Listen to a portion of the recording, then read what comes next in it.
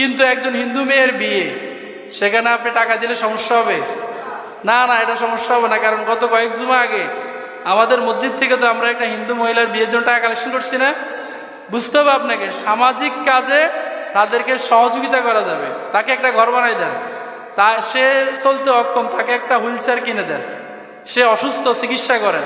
কিন্তু সে যদি বলে আমি একটা মূর্তি কিনবো, আমাকে 1000 টাকা দেন, দেওয়া যাবে না?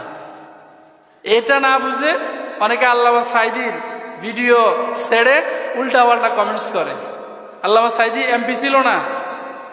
কথা বলেন, এমপি ছিল না?